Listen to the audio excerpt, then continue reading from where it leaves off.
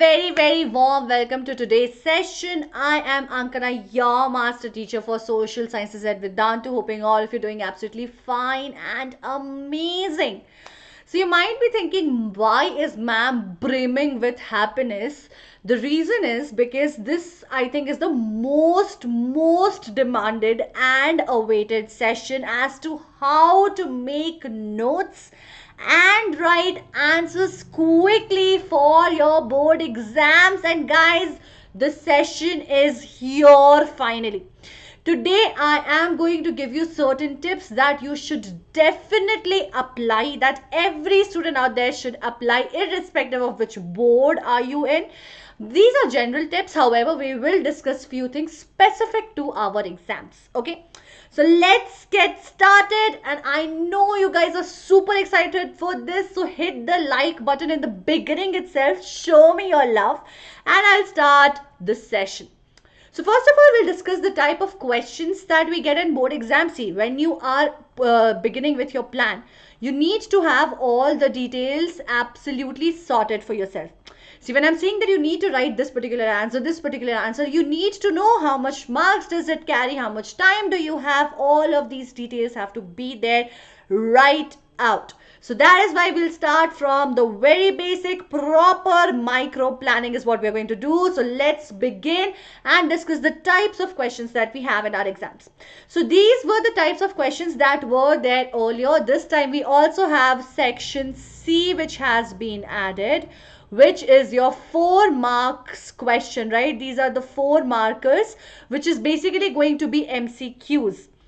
Extract from text, basic extract based questions. We'll talk about this also in detail, how to attempt such questions. However, you do not have to focus a lot in terms of answer writing in these questions because they're mostly going to be MCQs. Now we're going to have 1 marker question, which could be, and which will be an objective question, basically like a 1 word or 1 sentence is what you would need to write. Okay, then 3 marker, which would be subjective questions, which you need to answer in brief. These are going to be subjective questions of 5 marks, which has to be explained in details, right? You need to elaborate on these answers, whatever information you have, spill it out there on your sheet. So this is what we need to do. And 4 marker questions we have already discussed. So let's move on and see how to be organized. How are we going to plan and organize all of this answer writing? So Bacha, the very first thing that you need to do is for section A, which is going to be of total 16 marks. See, along with this, for CBSE students, we are also doing a quick revision of how many 1 marker question, 2, 3 marker question, 4 marker question, 5 marker question are going to be there, and how many in numbers. So please make sure that you're also paying attention to this, and we are discussing at the same time about the word count, how long and how your answer is supposed to look like. So section A, bacha, is going to be a 1 marker question. So when you are writing, suppose it's a short, very short question, mostly you would answer in 1 word. Sometimes just a word is enough. But if you want to frame it in a sentence, okay, if you want to frame it in a sentence, please go ahead and do that. The examiner will not mind it. But make sure you are highlighting your main word. You are putting it under quotation. However you can present it. Make sure that it is not getting missed by the examiner. That is one thing that you have to keep in mind. Okay. The word limit, bacha, you have to stick to it. Should not be more than 25 to 30 words. This is for 1 marker questions, which you have to write in a sentence or 2. Make sure that maximum in 2 lines you are winding it up. You're not going beyond that. Okay. Now, when you're writing this answer, if it's just a direct question as to what is the name of this, which year did this happen, stuff like that, then you just write it in 1 word or probably in 1 sentence. You frame the sentence. Okay, for example, Gandhiji returned back to India in 1915, or what do you say, let's say the NCM was withdrawn because of the Chori Chora incident, stuff like that gets answered in one sentence. But let's say if you have been given you have been given a question where you have to explain something, then remember you have to stick to the word limit, which is 25 to 30 words, and minimum 1 to 2 points and maximum 3 points is what you should make. However, I will tell you not to go beyond 1 to 2 points, because 3 points is what we write for a 3-marker question. So make sure 1 point is absolute necessity, and maximum you can go up to 2 points. If you have a lot to add on, or if it's that kind of a question, let's say name 3 things which happened, okay, during the nationalism of India or the national movement of India, or 3 people who were very influential. In such cases we write 3 points. Okay, so these are the cases where you will be going up to 3. But if you have to give reason for something, or explain one incident, or explain one way in which the non-cooperation movement affected the people, so you may talk about what was happening in the city, the guerrilla movement, what was going on with the peasants, what was happening with the farmers, what was going on with the plantation workers, the tribal people, any one incident you can pick. Okay, so you have to take the call depending upon your answer. I have given you multiple question examples. You, I'm sure, would be clear in your head by now. Now moving to the next section B, 3-marker questions. So here we are going to have 18 marks questions. The total weightage of section B is going to be of 18 marks, which means what? 3 into 6, 18, which is 6 questions is what you're going to get over here. Now the word limit that you're supposed to stick to should be around 60 to 80 words. Okay, don't go beyond this. I'll tell you also why. If you're going beyond this, you're not just increasing the answer and the information that is required, that is expected from you, but also consuming time. Bacha, we have limited time, right? Bacho, do not forget that we are running on a clock over here. We cannot miss this. So try to stick to the word limit. It does not necessarily have to be superfluous. You do not have to add on a lot of words, a lot of details which is not required. Remember, being very ornamented, being too detailed is not what the examiner wants from you. The examiner wants to just understand whether you know the answer or not, whether you have the knowledge or not. So be on point. It doesn't matter if you do not go and touch the word limit of 60 words. You probably would have winded your answer in 50 words. But if you have given those 3 most important points for your answer, you have those 3 marks. Remember that. So the word count is going to be 80 to 85 words maximum. Bacha, this is the maximum limit. Minimum, try to mention 3 points. See, 3-mark questions here, 1 point will carry 1 mark. Okay, each point carries 1 mark. I have explained this to you during the Sprinex as well. Try to stick to this. Up to 4 points you can go. Again, if you go for 5 points, then 5-mark questions will do what? What will these 5-marker questions do? They'll be like, ayo, this person was supposed to put this for me. Why is it giving to the 3-marker questions? Don't do that. Don't invest time which is not going to give you a return. Okay? So return on investment is very, very important. Make sure the time that you're investing is getting you some return in terms of rewards, awards, or marks over here. Okay, moving on to the new added section over here. Bacha, these are going to be read the extract or source. 4-marker, 4 questions is what you're going to have from this section. 4 questions, MCQ based questions. See, there is not going to be any word limit as such. Probably each question is going to carry 1 or 2 mark. It could be also of a 3 mark. You have seen the sample paper. We have discussed the sample paper in details. Pick up from there what kind of answers you can write. It is very, very subjective. Now, the rule that you're supposed to follow is pretty simple. If it comes for a 1 short question, you just have to choose your options. You'll just choose your options. If you have to give the answer in 1 word or 1 sentence, follow the rule for the 1-marker question. If it is just in case like a 1-mark question and a 3-mark question, combination of that for a 4-mark question for 1 MCQ, for 1 extract based question or source, read the text, whatever, then stick to the 3-marker question rule. So 1 mark and 3 mark, you already know. Apply that and you're sorted with this section. You don't need to worry a lot. Okay. Moving on to the last and the most lengthy, important and difficult question section, I would say. Now, why is it difficult? There's a possibility that the questions may be very, very easy. The questions may not be difficult. What gets difficult is to frame the answer. So keep in mind that you're going to mention at least 5 points. The word limit is going to be 100 to 120 words. Don't go beyond 130, but try to keep it crisp. See, why also I'm saying this is, if you do not stick to the word limit, we keep on exaggerating on the points, we keep on being repetitive, and we miss on the essence that we wanted to portray over there, and we get lost in our own words. The examiner will get a sense that, oh my god, this child is confused, probably knows the answer but does not know how to write it, or is not very sure about the information. Don't do that. If you want to add on some extra information, do it, but first make your point. Then probably add an introduction, add a conclusion, whatever you want, but stick to the point. First, make sure that in a very crisp, very well descriptive manner, you are explaining your point. You're explaining your, whatever idea or whatever answer you have in your mind in proper words. It is well articulated, is very, very important. So over here, guys, we're going to write at least minimum 5 points. There is not a possibility to write below that.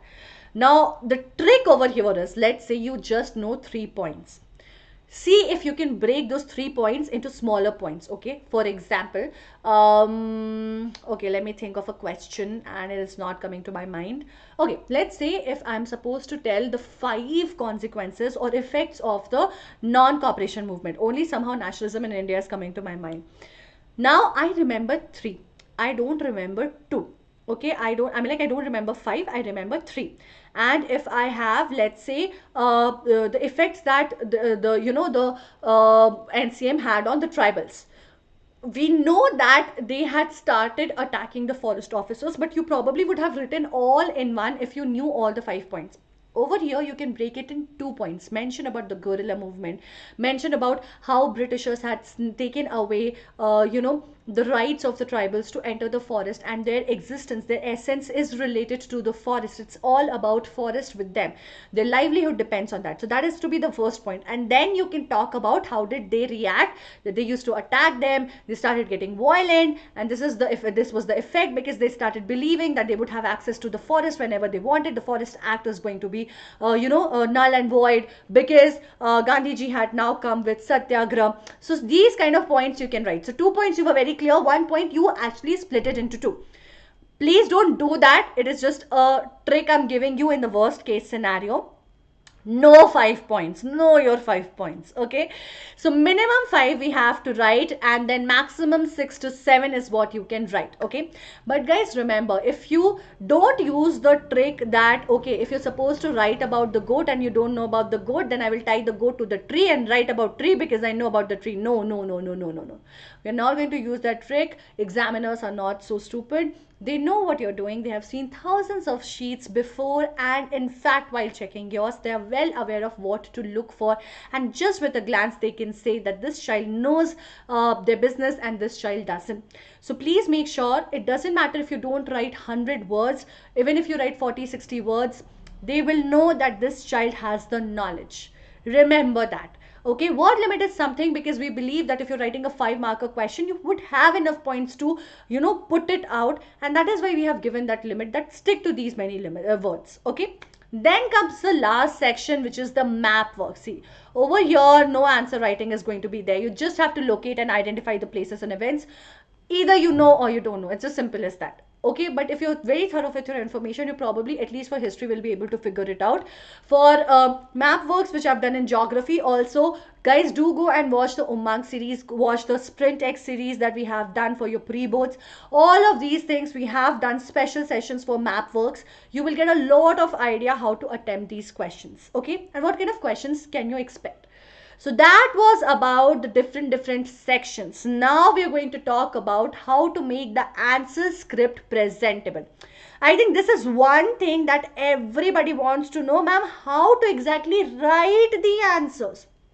Very good point. How to exactly write the answers. But before that, guys, if you're actually enjoying the session, do not forget to hit the like button.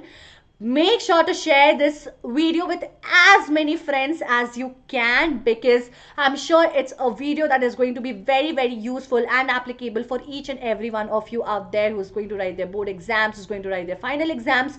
Not in particular, but definitely certain tips are going to be very useful for you. And make sure to subscribe to the channel, because I'm going to keep coming with so many such videos which is going to be very, very helpful for you, especially in the context of social science.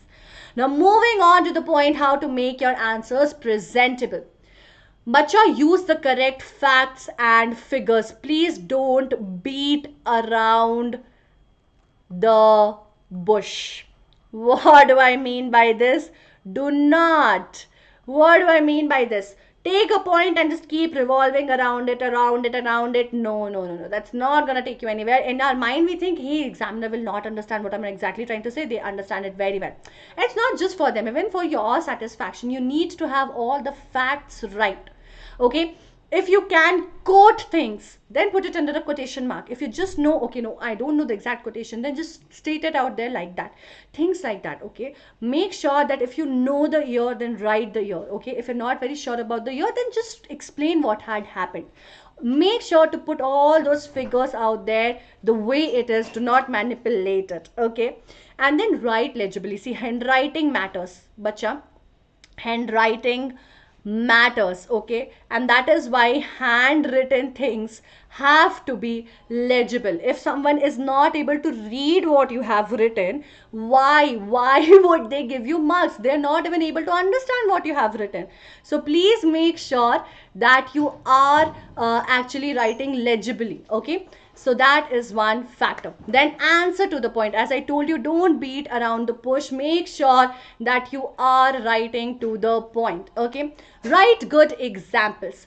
Pick the good examples which are relevant. See, this is one another mistake that we do. We do not even write examples which are really relevant. We probably would write which we feel like, hey, I don't know anything, or this is kind of related to that. Guys, no. Always notice what is the exact point that you're trying to make, and give the example applicable to it. If I'm trying to explain your answer writing right now and I give you examples of how to read, would it be relevant? Okay, both are related to social science probably, or both are related to preparation of exam, both are tips that would help you, but the example will not be relatable. So always make sure that your examples are relevant to your point that you're trying to make. Don't pick up a random thing, okay?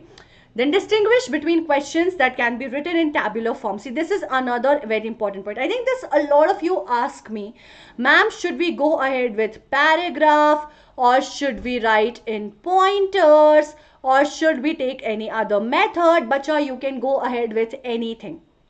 If you're going ahead in paragraphs and you want to make points, you can write like this, like first, this happened, second, this happened, third, this happened. Just change the paragraph after each point. Or even if you're not mentioning the points like first, second, third, if you've made your first point, change the paragraph, write the second point. Change the paragraph, write the third point. So change paragraphs, guys. Okay, let me just switch the screen. Yeah, very, very important.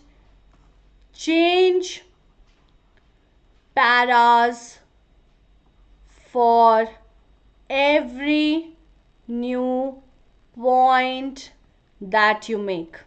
Okay, please make sure to do this.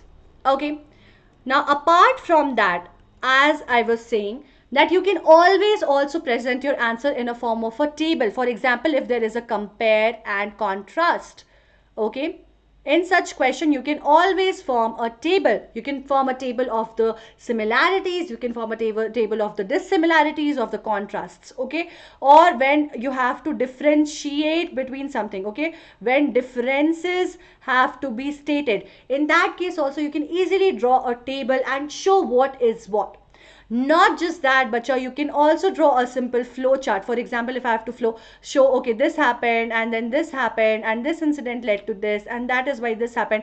Stuff like that. If you're expressing something with less words, more pictorially, but you've pretty much described everything, trust me, you do not have to be afraid. You just are making the answer sheet and your thing more presentable. Just make sure you're not missing out on anything, but But just because you want to be innovative, don't go ahead with it if you cannot justify to it. Remember, these are tips. If you have the idea, if you have it in your mind that, hey, I want to do this, I'm telling you that it will work for you. Ideally, in the worst case scenario, you would either write in paragraph or pointers if you have no other way, no other idea to write it, but definitely go ahead with this. Okay, you can also state it like, okay, the following points helped in this. Write the first point. You don't even have to number it if you're afraid that, hey, should I number it? Just write the first one, give a space, write the second one, give a space, write the third one, like that. Okay, so do classifications, charts, types, whatever helps you. Okay, then as I told you, always highlight the important points. I think this is something that everyone would have told you, that whenever you're writing answers, see guys, you're writing 4-5 lines. Okay, now all of that is not the exact answer that the examiner or the question is asking for. You have given some description here and there. So if this is the point where exactly my point has been mentioned, highlight this. How will you highlight this? Excuse me. Just underline it with a pencil.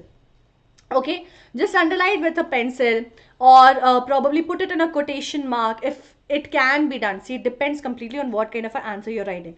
If I have to explain how did the movement spread out when Gandhi ji came, how did it kind of satyagrah spread out, then there would be thousands of things that I would be writing. But when I'm particularly writing about farmers or picketing of the liquor shops or boycotting of the foreign goods, I would just put those in quotation marks or just highlight those particular words, which just by looking at, the examiner would know that, okay, these are the points which have been mentioned, which are highlighted in your books. Like how it is highlighted in your books. Don't make it bold as such. Just put a little small, underline it in a subtle way.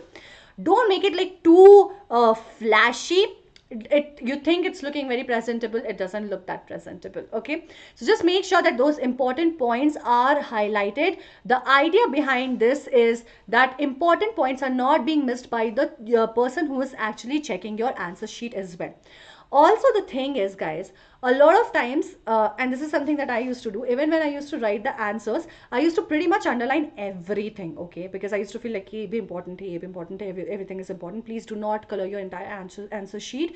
Underline the important points. Okay, just the word which kind of pretty much explains the whole sentence. That will also reduce your work. Remember, we are not going to invest a lot of time which is not required, right? And write the correct question number. Okay, this is one mistake.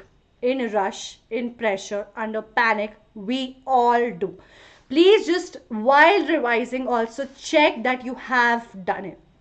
One more thing, try to keep your answer sheet as neat as possible. Give proper spaces between the words, and do not strike off or cross over the all the things. Like, don't do, okay, like I've written this wrong, so I'm going to put like, don't do that. Okay, please don't do that.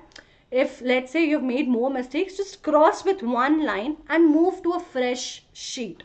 Don't make it too like clustered with all of these stricken off words and all of that. It just makes it look dirty. So now we're going to talk about some do's and don'ts. We have already spoken about few. Let's talk about few more in specific. Read the question paper carefully. The 5 minutes initially, or whatever time is actually given to you, a lot of times teachers do give papers in advance to read it through. Use it. I used to think that, hey, if I read the question paper and I do not know the answer, I'll panic, so I will not read it. No, don't do that mistake. It's okay. You will panic anyways if you do not know the answers, be it in the middle of the examination or in the beginning. At least this way you will be able to wind up your head around that, how much you know, how what speed you need to maintain, and get some time to think about the answers that you do not know and what should you write over there. Okay, what at least can you mention over there. You'll be able to put some pressure, or put some thoughts into your mind and go back and kind of recall that, okay, this is what we have learned and this can be kind of mentioned in this answer. Then attempt the objective type questions and map based questions first. Try to do this. See, it's not necessary to do this, it's just an advice. Why? This will take very less time, right? But 16 marks over here, and these 6 marks over here is in your pocket. So the map work will be in your pocket, all of it, and the same comes from objective type questions, and probably the time maximum that you would have taken would be 30 to 40 minutes. Imagine the marks you have already assured for yourself in those 30 to 40 minutes. And guys, this is what I'm saying, in the longest, like the maximum amount of time that you can take. If you're actually being pretty quick and you know the answers, you probably will wind this up in 25 minutes or 20 minutes, right? So try to attempt things which will actually get you more marks, and then probably you can go for section C, extract based things, right? And then do section B and section D. That's just a flow how you can write. Be very sure, especially if you're not following the exact flow, to write the question numbers correctly. Okay. Now consider, see, this is one thing that you also always have to do. Time management is very, very important. I have pretty much struggled all my life whenever it has come to it, because I was too focused on writing the answers very neatly, and sometimes that would slow me down. So the thing is, if your target is 3 hours, think that your target is just 2.5 hours, and time yourself like that, so that you always have some time in buffer. And then don't just think that okay, I've kept 30 minutes for buffer. Forget those 30 minutes. No matter what, your target is to finish your paper in 2.5 hours, because, and that brings me to the next point, you have to dedicate 10 to 15 minutes to revise the paper. A lot of times while you're thinking and you're writing the answer and the thoughts are flowing, you end up making mistakes which does not get registered, and it may not even get registered when you're just immediately reading it after writing the answer, like okay, I've written this and I've read it once, so I've kind of revised it. No, finish your paper, keep your pen aside, pick up a pencil and start reading line by line, word to word that you have written. Read the question, read the answer, read the question, read the answer. That is supposed to be the flow of your revision. And trust me, at least 1 to 2 questions, you will spot some things that you would need to rectify or revise. Attempt all the questions. Very, very important. Let's say if I ask you that what exactly went wrong in Chauri Chaura incident, okay, and you do not know what exactly happened, where is Chauri Chaura, Gorakhpur district, this, that, you don't know, you know nothing. But you know that because of this, Gandhiji had to call off the movement. Don't leave that question out. Whatever information relative to it, related to it, ekdam remotely close to it, anything that you have in your mind, write it down. Write it down that the Chauri Chaura incident has been of great importance. It has impacted a lot. But then again, stick to certain facts. Don't just wave around, wove around the words. You don't have to kind of knit a sweater with your words. You don't have to do that. So just make sure that you're putting up some points. Worst case scenario, if you remember nothing at all, then whatever you know about that particular topic, write it down. But again, frame it properly. Make it look like a relevant point. Make it look like something that makes sense. It should not look like a nonsensical, piece of information or just few lines that have been put up there. So that ways, attempt all questions. Even if you don't know the exact answer, try to make it to the point as much as possible. Whatever other information you have, you put it out there. But the flow, the flow of the answer has to be whatever facts which you are sure of that makes sense to the answer goes first, and the additional information which you're not very sure of goes after that. So that first, the points which make sense is written there. Otherwise, what will happen, if you've written the extra information first, the person who's checking your answer or reading your answer probably would feel that, hey, this is not relevant, so the child does not know, I should skip the answer. But if you write the proper facts, that will make the person read your entire answer. So make sure to do that, and don't write both questions of choice. Yeah, this is one mistake a lot of us do in rush. And I had a friend who used to do this. She used to actually attempt both questions if she was not very sure of a few other answers, expecting that if the examiner doesn't remember, would probably give her marks for that question. But it doesn't work like that. The examiner will always know that those are both questions of optional questions. And a lot of times this entire thing gets nullified. You don't get marks for it. I mean, like, that's ideally how it's supposed to happen if the student is trying to do both the things. But just try to make sure that you're only writing the answer to one, because you'll ultimately get marks only for one option that you have done. And even if you by mistake or purposely have written the second answer, you will get nothing for it, and your time is gone and your marks is gone, and you're just on a lose-lose end. So just make sure that you're only attempting the question which has one, optional question with only one thing.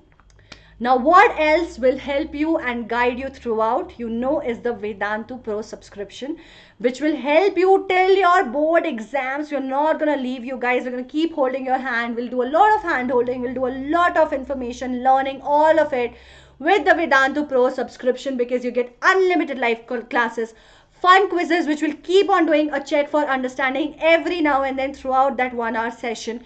And you also get an option. You actually get a lot of exposure by the option of getting to compete with the students throughout the world, guys. You get interactive replays, content which will come with handwritten notes of master teachers. So all those notes that I've made, how you have the content with that, you will get all of this over there with the notes as well. Okay, and the doubt solving will be done in the session itself. Not just the master teachers, the class teachers along with you will make sure that you are walking out of the session with all your doubts solved. And tests and assignments are shared. Assignments every post every session. Tests happens frequently to keep a check on your understanding. It'll help you reflect and analyze what all do you need to learn, what is your weak point, what is your strength, all of it. But the best part is that all the micro courses and crash courses are going to be absolutely free. All these courses that you actually are signing up for now will come absolutely free with the Vedantu Pro subscription. All you need to do is go on the link given in the description box, also pinned in the comment section, and use the code AKEPRO. With this, all you need to pay is 10 rupees per session and 6 rupees per session for 1 month until June 21 respectively. How awesome is that? It's definitely going to cost you way less than your packet of chips. So I guess Lay's is rather important is going to be paying for these classes, because this will help you throughout the boards. So the link is in the description box. It is also pinned in the comment section. The code is AKPRO. Don't forget to use the code. And guys, if you think the session was helpful, do tell me in the comment section, especially the points which are going to help you the most. Don't forget to hit the like button, share the video with your friends, and stay subscribed, because I am gonna come with a lot of videos which will be very, very relevant for your board exams. So stay tuned, stay home, stay safe. I will see you guys very, very soon. All the best for your exams, pre-boards, boards preparation, all of it. And let's rock it. Take care, guys. Bye-bye.